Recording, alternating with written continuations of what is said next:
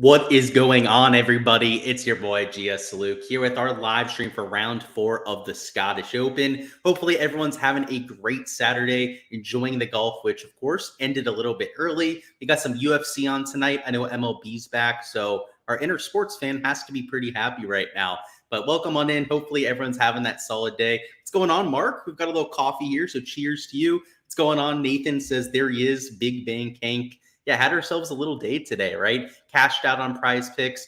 Okay day over there in Underdog, but sizing up to be quite the Sunday for me. I've got a few sweats, whether it's for qualifiers that I'm up there in the top 2 or 3. I've got a few GPP lineups in contention in the big $5. So hopefully can make it count out here. So welcome in. Branica says great round. Agreed. Bopped your first GPP today, thanks to you putting in Bobby Mack. That's awesome, dude. Congrats, first off. Anytime you take down a GPP, that's noteworthy. If I had my hat on the correct way, I'd give you a little tip of the cap. But anyways, props to you, man. Missed yesterday's stream, but wanted to thank you for the round 2 insight. Yeah, that's all right. Hey, if you're catching it on replay, we love all of you out there too. Yeah, you said you made $70 on a $10 entry. Little 7X right there. Never hurt anybody, and you're a smaller player, you said, so you'll take it. Yeah, I got chirped by 2 people on Twitter saying like, oh, you didn't play Rory today? What? He shot 3 under par. He was far from the optimal play. I'd love to see that the community went out there and took advantage, right? It's like the guy yesterday that said, oh, you didn't play Scotty Scheffler? And he was like chirping me because of that when Scotty scored 20 less points, right? Than like Hatton and Hovland, who scored like 70, 75 fantasy points. Crazy business. What's going on, Blood Robot? He said, good morning. I guess it's the morning. You know, my bio clock, guys, is completely off, I've got to say. Some more props to give around here. We've got D-Zav, who ended up finishing in first place for the community contest. So talk your shit down there in chat if you're here. I know my boy El Loco Sabroso is a huge guy down there in the Discord. So maybe he's talking his shit down there. Either way, pretty solid lineup, right? Pretty much everyone contributed for you except for Sam Burns. Burns, I also played for props. I had him in my player pool too, so that kind of stunk. But hey, is what it is, right? We still won the contest. He said, hey, morning losers down there, already getting in the jabs. I love it. Great lineup there, though. Second place, Chris Haley. Nice little lineup there. Pepster in third. You get LSU Nick. Obviously, Nick Marsh, who joins these live streams quite often. They're in the 4th spot, so pretty solid lineups. My lineup today was pretty trash. I mean, I had pretty solid contributions, right? Everyone on my team shot under par. I feel like you should get a bonus if everyone on your team's able to break 70, right? That seems like a reasonable kind of roll, but no such thing exists in Showdown, unfortunately. So how many points were we off the cash? I guess that's a good thing to know, right? 258.5 was the cash line, and we had pretty much right exactly 30 points less. So I don't know. Decent day, at least for my main slate stuff, for most of my exposure. I was out there, I was about a 2.5x in terms of ROI. So not taking down a GPP like Karoom over there. A few other people in the Discord also got really close to taking down GPPs. So not quite that level of ROI for me, or even like the 7x. Like that's a heck of a day, dude. There is some 7x ROI, but we'll take it. We'll take it, right? Pretty decent day all around. Conditions were slightly easier today than what we saw for rounds 1 and 2. I think a lot of that has to do with talent gap right now that we get some of those lower tier players out of there. But also the setup, the winds were low today. There wasn't much rain during play. There was nothing to really throw these players off. So if there was a day to take this place to like a -8, -9, it would have been today's round. And no one was able to do that. I mean, like what was your best round? -7? Was that your best? Yeah. Tommy Fleetwood nuked the golf course, had like 8 birdies. Eric Cole -6. Okay. Pretty solid day, right? Shane Lowry -5. JT Posted -5. You aren't going to see a single round like that tomorrow. If I had to guess, the best score tomorrow, and we're going to look at the weather here in a second, and it'll make plenty of sense, might be -2. Might be the best round that you see from the entire field. And I'm talking about that kind of player might win the golf tournament starting at like -7, because frankly, if they have to play through these conditions tomorrow, it's going to be absolutely comical. So I'm sure you've heard it at this point. The PGA Tour is even talking about it, right? Moving up tee times. They're going off of threesomes off of both tees, by the way, which will be extremely important later on when we get to strategy. But look at this weather report.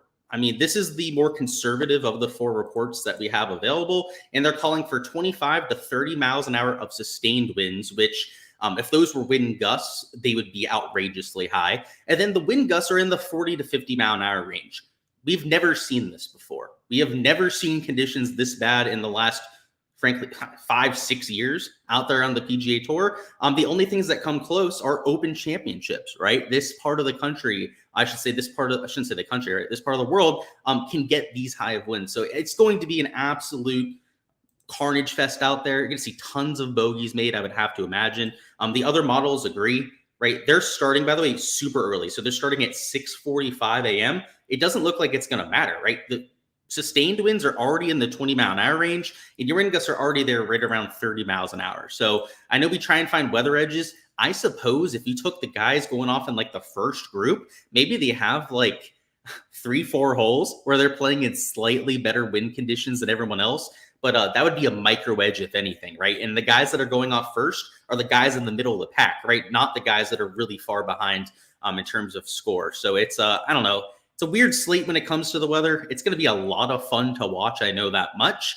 And it's going to have a huge implication, this difficulty, on how we're attacking a normal Sunday Showdown slate. You know, when we have a birdie fest as opposed to something like we're going to see tomorrow, we have to treat it differently, right? At birdie fest, I'm always preaching just going after ceiling performances. And pretty much ignoring placement, right? It's an afterthought at that point. Maybe it's a tiebreaker when choosing between 2 players. For tomorrow's slate, we're looking at a completely different situation. Those 2.5, 3.5 points you're getting for finishing the top 10, top 15 are going to be everything tomorrow. And like I said, -2 might literally be the best score that we see. I mean, we're probably going to see -3, -4, right? That's where the betting money would be for the lowest score there for Sunday. But I really think that these wins are just, it's the worst that we've seen for like 5 years out there on the PGA Tour. I know they were calling for these kind of wins at Pebble Beach. They never came through, right? And they didn't even play in those kind of conditions out there at Pebble Beach this year.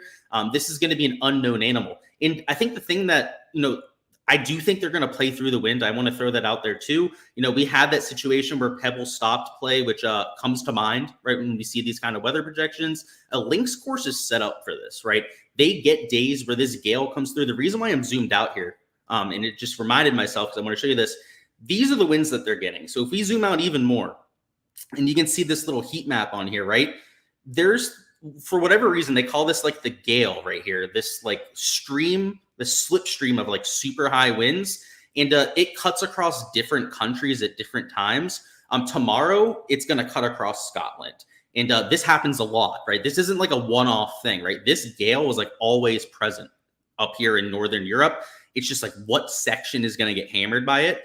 And they have to set up golf courses to account for that. So I think they're going to play through it. They didn't even cut the greens before today's round to try and account for that so that they could go out there and still play tomorrow. There might be a section where they have to water a green, right? Take all the players off the course for like 5-10 minutes and get it playable. But I don't think we're going to get like a 3-4 hour stoppage of play. At least I am crossing my fingers, knocking on wood, whatever I got to do to make sure that that doesn't happen, because that would just be an absolute travesty, right? We want to see these players tested. We want to see some carnage out there on Sunday.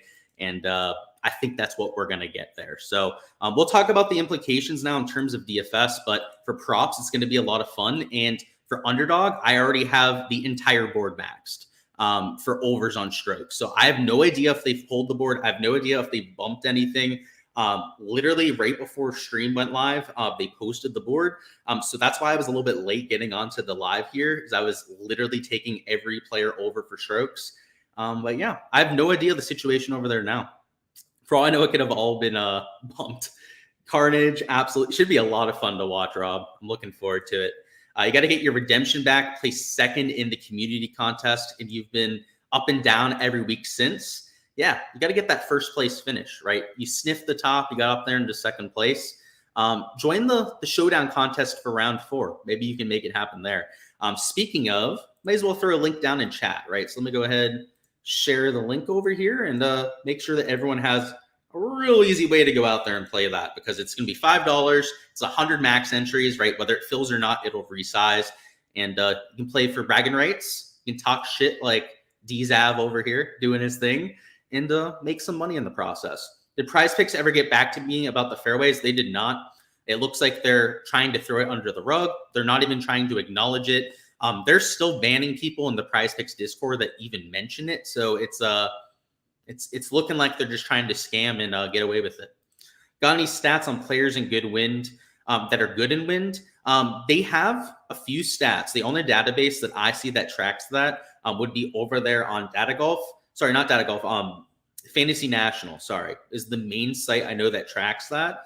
A lot of the other ones don't because it's so subjective, right? What is a windy day, right? Is there a certain metric that you're using, like on average winds to make it a windy day? Or are you like, subjectively putting that in on there? Because I know on Fantasy National, they're just subjectively putting them in. There's not like an automated metric that's doing that for them. So that's why like even those stats, I would kind of be a little bit hesitant to use and like use them as gospel. It's a lot of it for me, right? I play good wind players. It's from watching golf, knowing a player's ball flight, because there are guys that are just known for being good wind players. Like Tommy Fleetwood, by the way, who I'm fading tomorrow. We'll talk about that. It's not going to be a fun fade for me, is like the best wind player ever because he hits the ball so damn low. Joaquin Niemann was the same thing. Joaquin Niemann, you get him on a windy golf course, that guy hits the ball like 30 feet off the air at the very most. Like even his wedges, the guy's hitting hardly off the ground. Those kind of players succeed. So a lot of it's just anecdotal evidence, right? Watching golf, kind of getting a feel for those players. You can look at those wind stats. Another stat you can look at is max, or just the average apex height. The players with a lower apex height tend to do better in the wind. It's not like some crazy correlation where it's like 1-to-1 every time those guys go out there and kill it, but they, on average, are significantly better than their peers. But the British Open next week, not like they can do a Monday finish. Yeah, and they've been preparing for this. Like this has been in the forecast for a while, so I think they should be able to handle it. Again, fingers crossed. Literally knocking on wood. With weather a factor, should that give squares like you a more even playing field than the sharps?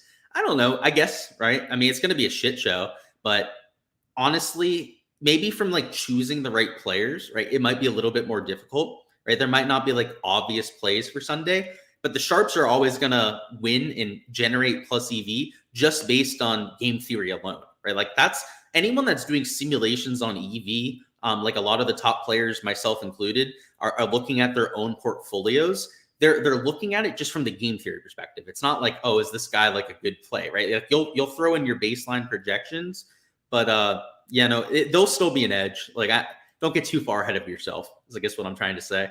Red Mamba pack tomorrow. Yeah, that's what I'm thinking. Board still up, half are bumped 0.5. Yeah, that board's crazy then. Tom Kim under 4 birdies. Yeah, I didn't even look at the birdie board. I literally just took every person for strokes over because I was kind of hurried. But I'm sure there's unders for birdies you could take too. Tiny Brian Harmon must have an advantage. That's one way to put it, Hef. That's one way to put it. All right, he's going to be stable, right? He's got a lower center of gravity, right? He's not going to get blown over in the wind.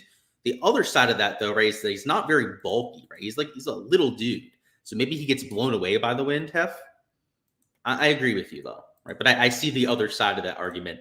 Let's go through this strategy. With this crazy weather, like I said, I think placement points matter a whole lot more than they would at a birdie fest, right? At a birdie fest, it's all about just trying to get those ceiling performances. Now we've really got to try and get some top 5, top 10s. We probably need the winner too. So that doesn't mean just sort this by current score like I'm going to do right now. And it doesn't mean to go out there and just play every chalky player, but it does mean that you need to have guys in your player pool that are capable of getting to the top of the leaderboard. Did I do this backwards? Oh, I did. All right, let's fix that. Let's make it a little bit more presentable for everyone out there. We want this to be, smallest to largest. It's sorting on the wrong column. There we go. Sweet. So we've got Rory as the mega chalk rate. He's 40% out. Probably could have seen that coming. Tom Kim, Brian Harmon, as just recently talked about. Yeah, Fleetwood there, Poston, Cole, and Benny Ann. I'm not playing any of them. This top end of the board, I know placement points are extremely important, but you're going to see that reflected with the ownership, right? They're going to get that 1.5 to 2x in terms of their ownership. What we need tomorrow is not only somebody, right, to finish in the top 10, and I don't think you're just going to get away with shooting like 1-2 over par and getting into the top 10. I think you're still going to have to maybe shoot like even or 1 under, right? You're going to, or that 2, maybe 3 under par round, like I think you might see tomorrow. you're going to have that kind of day and get those placement points too. So like for me, the sweet zone, like the sweet spot is like this -10 to -7 range. Like you can see I have Kiefer in there. I've got guys like Terrell Hatton. I'm just hoping he has a bounce back day. Robert McIntyre, I can tell you, is used to these kind of conditions. He's from Scotland, right? I think that's pretty safe to assume. Also plays on the DP World Tour. Max Homa, right? If he goes out there, he shoots like that 2 under par round. He might win the golf tournament. Like literally, guys, -11 might win this thing tomorrow. Like this entire top of the board, I'd expect to come back to the field. You might see somebody like Max Kiefer. Like this is completely possible. Extremely unlikely, extremely unlikely, but completely possible that Kiefer shoots 2 under par and wins this golf tournament. That is well within the range of outcomes, right? All you'd have to assume for that is that Rory blows up, right? Shoots like +4. The rest of these guys just shoot like a couple over par. That would still be asking a lot. Like I said, it's a very low percentage outcome, but that's possible with this kind of slate. So there are a few shots towards the bottom of the board that I'm taking. You can see, especially like in this 7K range, a lot of them are your European Tour players, or just players with high upside, like a Will Gordon that I'm taking. But a lot of my high exposure plays are here at the top of the board, especially like this range right here. Like a Lowry, a Scheffler, a Homa, a Terrell Hatton are like my core 4 or 5, right? Guys that I'm taking in 40, 50, sometimes even over 50% of my lineup. So that's the way that I'm taking this. I'm avoiding the chalk. If you're going to play Rory, just play him in every lineup and move on. I think that's a good way that you can handle that up top, but he is super expensive. And like I said, from the game theory perspective, you're getting absolutely shafted if you play Rory McIlroy tomorrow. I don't think that makes him unplayable, right? He has, let's see, on Data Golf, they give him a 40 point. Oh, I have it sorted the wrong way. 1 second. Yeah, 40.9% chance of winning the golf tournament. So, right, that he's 40.3% owned, right? They're right there in lockstep, which is not a coincidence. It's not a horrible play either, right? But I also, like I'm fading him here. There makes a lot of sense to go out there and fade him. Tom Kim, you could play too. My issue is that he hasn't been very consistent over the last few months. So to just expect him to be a world beater now, I think might be asking a little bit too much. He hasn't played much links golf. In fact, this tournament last year was his first ever experience on a links. So I kind of worry about Tom Kim, especially when the conditions get really nasty out on the links. So yeah, I won't be there on him. It doesn't feel great though. Tommy Fleetwood is the one guy I'm fading that I feel the worst about. It's all down to ownership. Like he's nearly 30% owned because people are going to play Tommy Fleetwood in the wind. Like that's a well-known narrative. Like, I mean, the first thing you think of with Tommy Fleetwood is that, he wins on the DP World Tour when it's really nasty out, right? The guy wins almost every single time. You saw him almost win at Shinnecock Hills when it got real nasty over the weekend. We've seen him at the Opens in the past. This golf tournament, right? Go out there and make charges when conditions are not ideal. I don't know. The more I talk about it, the more I hate the fade. But it's kind of like with Rory. It's one of those just blind. Put a blindfold on. Don't look at the name. Just look at the ownership number. Realize that it's from the game theory perspective, it's a negative EV play long term. And in my opinion, make the smart decision and fade them. We'll see if that ends up being true tomorrow, though. Guys like JT Poston, Eric Cole, Benny Ann, I don't have that same kind of fear about. While they could go out there and have themselves a day, it is a much lower percentage outcome than it would be for somebody like a Fleetwood or a Rory. Even like Tom Kim, Brian Harman, I don't feel all that scared about. Like I don't know, Tom Kim, I have to say, low ball flight. Brian Harman, good wind player. I get it, but they're not elite tier guys like a Rory or a Fleetwood in the wind that I'm legitimately shaking in my boots about going out there and fading tomorrow. So if there's 1-2 guys up here that you want to play, mix them in. That's fine, right? But just make sure you're getting different at a few other spots.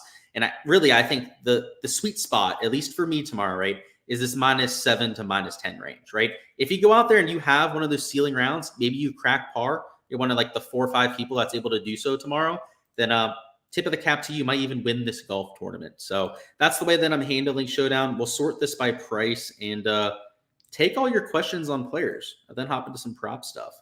The prop stuff, by the way, I don't know. At least if they have to play through this wind, right? No shenanigans happen, no delays, that sort of thing, which again, fingers crossed, knocking on wood that doesn't happen.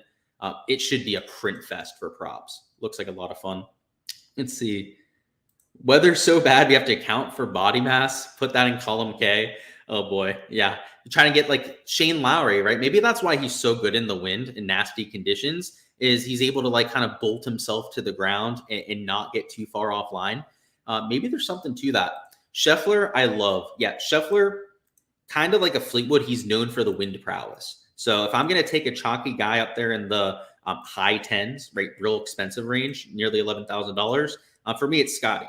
He has that track record. Rory, in fact, is one of the worst bad weather golfers that we have on tour.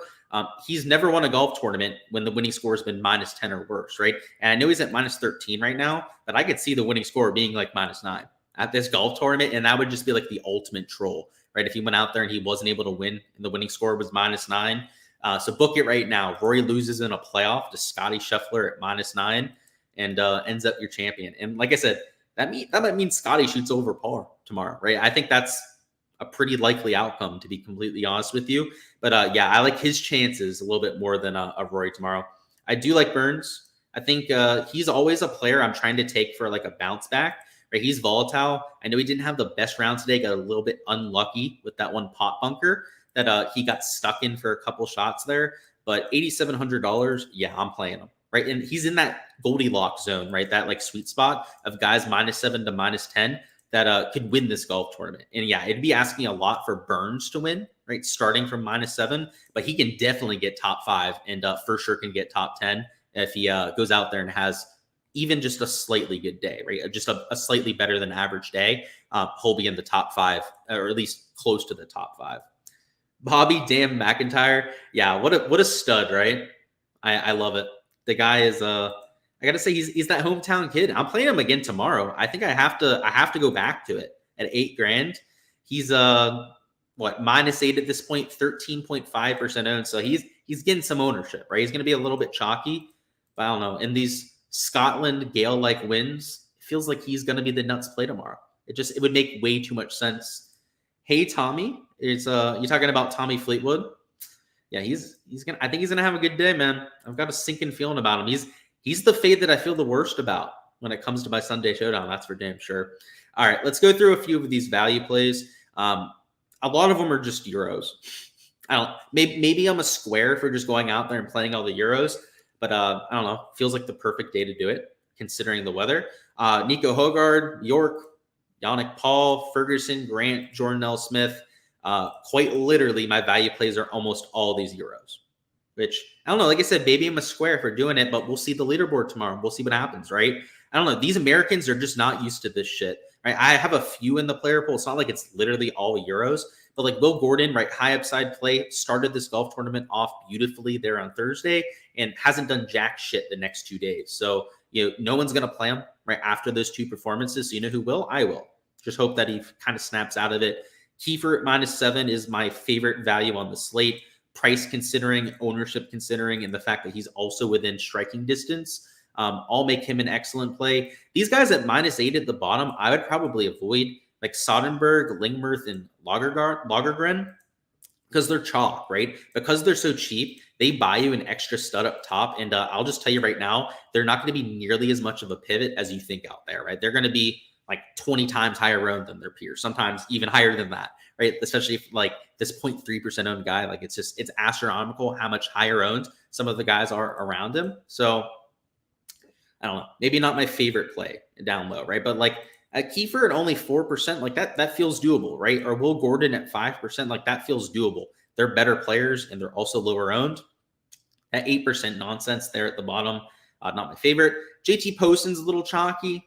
Guess that's worth pointing out. Harry Hall, Nick Taylor, also Tom Hoagie, all getting quite a bit of attention. It doesn't mean that you have to fade all of them. I am fading them all, but yeah, they're getting attention. So just know that if you play them. Eric Cole, I can't tail my boy, right? He's from my area of South Florida. So I have an affinity for wanting to play Eric Cole, but not at 20% ownership. Not when he's going to be one of the last players off in the worst conditions. Just doesn't feel like a recipe for success. So it's a very, I would say it's kind of like a US Open for me, right? Maybe it's like the Masters round 4, how I'm approaching this kind of slate. And a lot of times at the Masters, you'll remember, a lot of times it's a guy from like a shot or 2 back that ends up winning. It kind of feels like it's going to be that way this time around. So that's the way I'm handling it for Showdown. And let's talk about some props here in a second. Let's see. A couple questions. Ryan Fox. Yeah, you could tail that performance. I just feel like it's chasing after how he played today.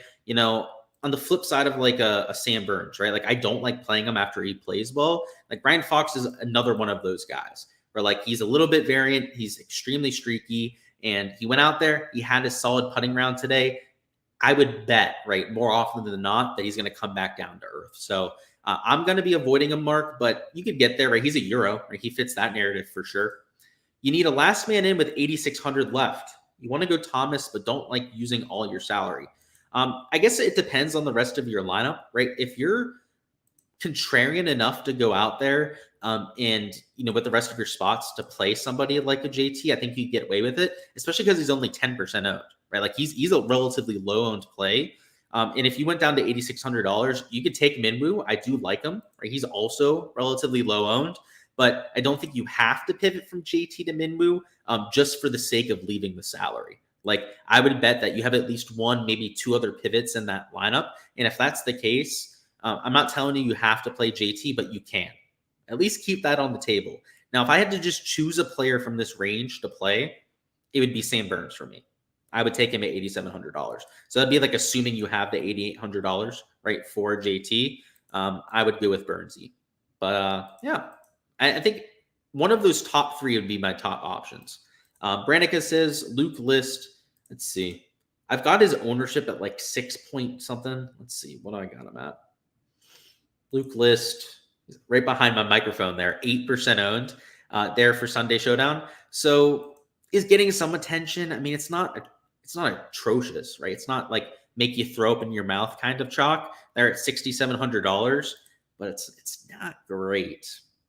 I don't know. I'm not playing him, but you could play him. Just know that he's kind of getting some attention. So you're going to need to take one mega low owned play at one spot. That's what I would say about that one. If you're playing cash, let me show you guys what I'd be doing for that. If you have any questions for Showdown, still feel free to go ahead and throw those down in chat. But let's talk through some of our cash considerations here. So anytime we're playing a Sunday Showdown, you always need to go after placement points, but especially so for a Sunday Showdown, right? Especially when it's conditions that are this nasty, right? And we have to get those placement points. So I would sort it by score. You can either go more balanced, which is probably my preference here, or you could take a Rory McIlroy. The reason why I'd go more balanced is we could jam in a Tom Kim then. We could take a Fleetwood. We could take a Brian Harmon if we wanted to. Let's see. We have $7,800. You could take a Benny Ann in that lineup. You could throw like Eric Cole in there, and you still have $7,600 left. I mean, there's quite a few names you can consider there. You don't have to take everyone at the top of the board, but in cash, that's usually the best strategy for Sunday Showdown. Maybe 1-2 spots you get a little bit different, right? So maybe you start with like that core, and then you round it off with 2 pivots rather than going with like 6 mega chalky guys. So maybe it's like a Lucas Herbert and then someone else, or like you go down here and take like Bjork, who's a little bit lower owned, and then someone else. That's how you should build a cash lineup, right? If you start with Rory, it's just a little bit cost prohibitive, right? You're already down to $7,800 if you start with a Rory McIlroy. So if I was playing cash, which I'm not for tomorrow, I always like to give you guys the transparency. That's how I would consider starting my lineups. In terms of our GPP builds, right, I'm being extremely contrarian with the players I'm choosing. So I don't really have to think about ownership all that much, right? So if we started with like a Scotty Scheffler, our second man in, let's say, is like Max Homa. Third man in, let's go with one more chalky guy that can move up the board. Let's see. No one here I love. We could probably take an 8K guy if we wanted to. Let's say we really liked. Let's put someone in our pool. Let's throw a Minwoo in there. So we have 3 guys. I mean, one of them's like a pivot, right? Minwoo Lee. 2 relatively chalky guys up top.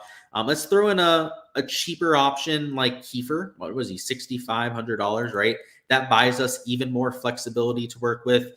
Let's throw in McIntyre, right? He's an absolute stud at this course. And then at $7,000, we can find our best pivot in that range, right? We've got 2 super chalky plays. Kiefer with a little bit of ownership. Same thing with Lee. McIntyre is not unowned by any means, but you could definitely get away with that in a large field GPP. Like there's enough pivots in here. I'd say like the Minwoo pivot, the Kiefer pivot is really going to help you out a lot there, that you don't have to worry about ownership all that much. Whereas, I mean, if we started with the guys at the top of the board. Let's say we started like Kim, Fleetwood.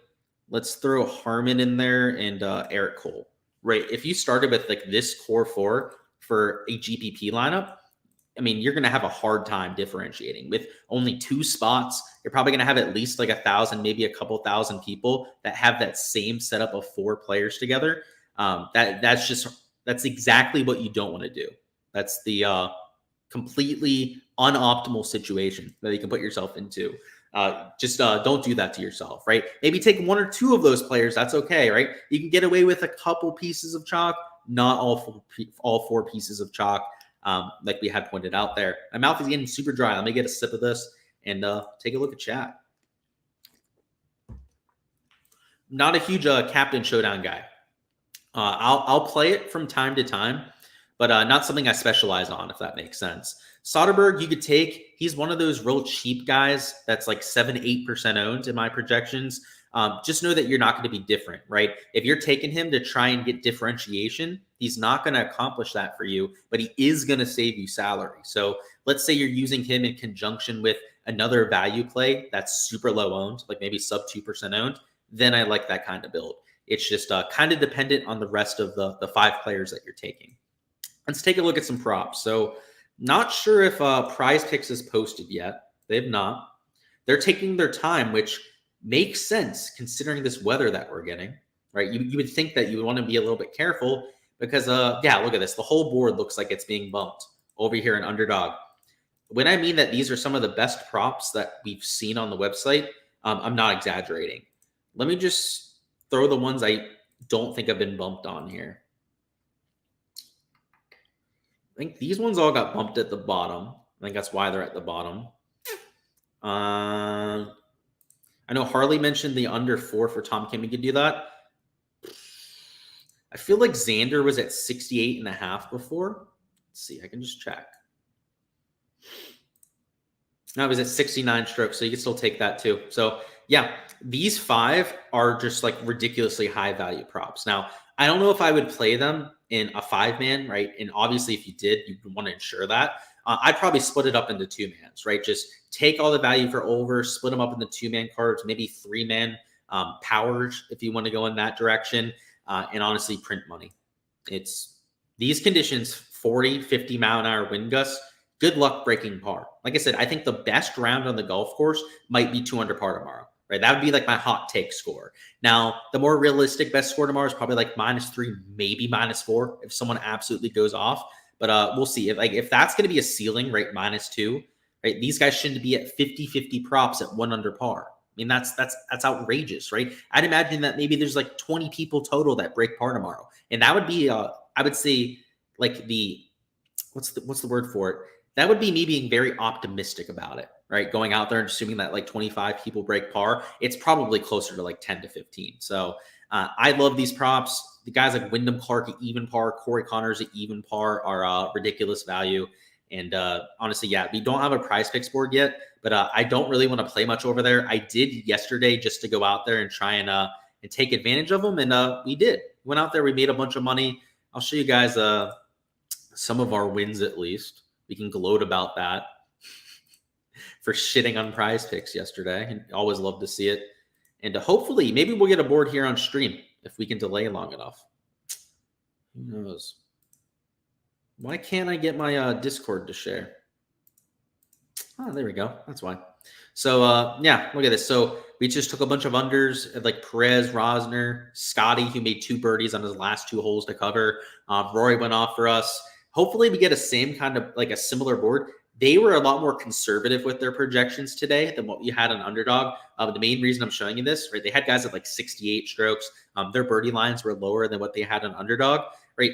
If they have guys at like 69 strokes, 70 strokes on Underdog, Prize Picks, I'd imagine, is going to have guys at like 71.5, 72 strokes, right? Maybe like 3 birdies, 2.5 birdie lines out there. I would imagine that we're getting a ton of value over here on the Underdog side, is essentially what I'm trying to say, right? Because today they had guys like Scotty Scheffler, right? Best player in the world, right? At 68 strokes with ideal conditions, right? And now you're telling me that we're getting Hovland, Like these other guys at 69 strokes with 40-mile-an-hour, 50-mile-an-hour wind gusts, like that's insane. I mean, first off, like that's where these guys were priced on Prize Picks yesterday, like 68 and a half, 69 strokes, and now we get this whole weather situation. I mean, it should be a gold mine, right? Is that what I think we're looking at here? So should be a lot of fun. Best UFC play. I'll take a look at it. I haven't done any research for that yet, Hef, but I am going to play some UFC. Is Underdog still a smash spot? Yes, it is. Rob, I think they're going to post guys at like, if I had to guess Hovland's projection on Prize Picks, it'd be 71 strokes, maybe like 71 and a half strokes is where they're going to post guys on Prize Picks. So yeah, even the guys that got bumped, there are still guys. I think the guys I have up here haven't been bumped yet. I would even take the guys that were bumped.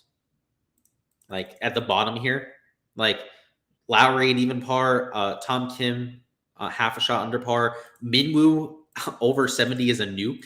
Like he's going to get posted at probably like 72 strokes on Prize Picks. This should be an absolute just smash spot. Like one of the better prop boards we've ever seen is what I think that we're looking at. So it's not trying to mush ourselves here. I'm not trying to talk it up too much, but legitimately it's that kind of board. Let's take a look at UFC. So the main event's Holm versus Bueno Silva. No idea how that one's going to go down. Again, I've done no research, so I'm probably useless here. Yeah, honestly, with these fights, yeah, I don't even know who half these people are. Like this Mel Quizazel Costa, no idea who that is. I know Bagdasarian. I know Lutz, right? I know a lot of these top end fights, but don't know this Mez Quizzle. I'm not even going to try and say his name again. Costa. No idea who you are, Costa. Okay, Elders fighting. Maxim Munoz. I like watching Alex Munoz fight. All right, I don't know. Looks like a good card. I have no advice for you in terms of the props, though. That's for sure. No research done at this point of the day. Alrighty, guys, that's all I've got for this live stream. I've got some prop analysis to get into. I'm hoping that on Prize Picks, maybe we have some unders to take, right? If they're posting guys at like 71 and a half, 72 strokes, I think the pendulum might go a little bit too far in that direction. So they might have a good middle situation to take advantage of. So keep an eye for all of that. And if you're going to take advantage of a middle, right, you have to do it right when the board drops. These boards are always going to bump and kind of condense down to a middle number.